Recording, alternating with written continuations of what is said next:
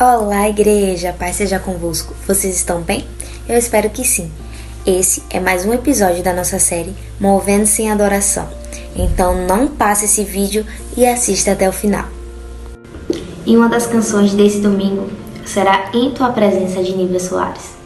Antes de eu falar o texto base, eu vou resumir um pouco do que aconteceu com Davi para que ele chegasse nesse versículo. Então, nada melhor do que falar sobre a presença de Deus e não citar a história de Davi. Acredito que esses foram os dois momentos mais difíceis da vida de Davi. Ele se encontra diante de dois pecados que, aos olhos das pessoas daquela época, era caso de morte. Davi, ele adultera e planeja um assassinato.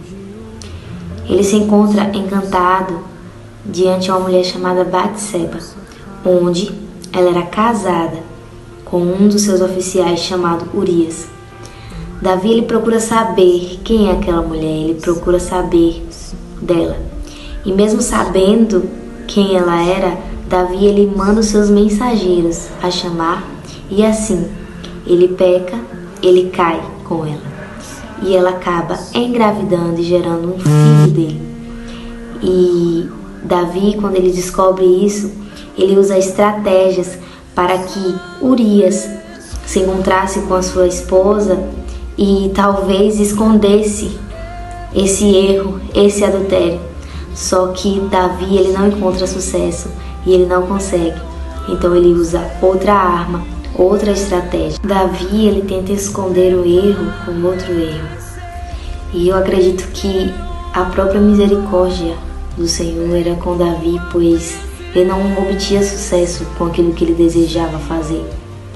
Então, sem optar por escolhas, Davi ele planeja um assassinato contra Urias quando acontece uma guerra e ele pede para que mandasse Urias ficar à frente da batalha.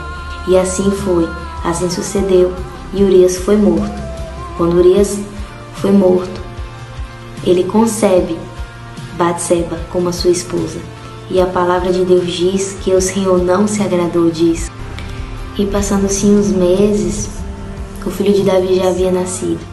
E então o Senhor envia um profeta chamado Natã para que fosse até Davi e que mostrasse a ele para que ele fosse se arrepender e reconhecer os seus erros. Até então, Davi ele não sabia disso, ele não entendia que ele deveria se arrepender. E Natã ele mostra as consequências que viria até Davi, mesmo se ele se arrependesse, pois já estava feito e o Senhor ele já ordenou para que Natã falasse com ele. E então Davi ele escreve o Salmo 51, onde ele desenvolve uma conversa e ele se arrepende e ele reconhece o seu erro.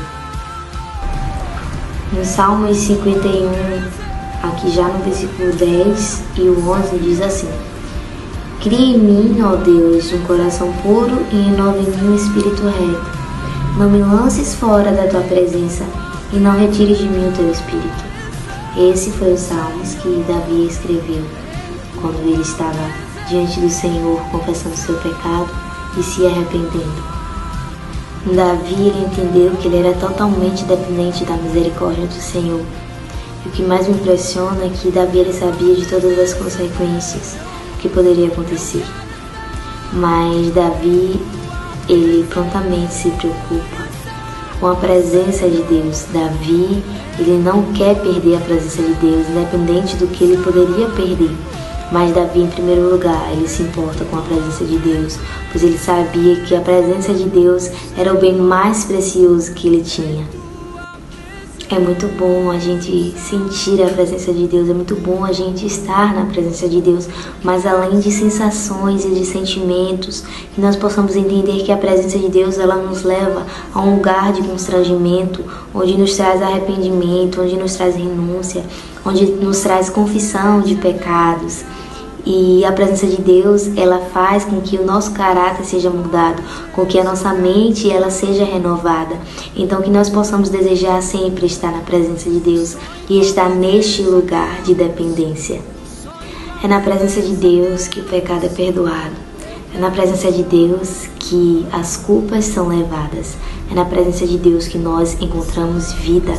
E quem recebe a presença de Deus é privilegiado. E aquele que recebe a melhor experiência da sua vida, pois não há como explicar o tamanho da grandeza da presença dele em nós.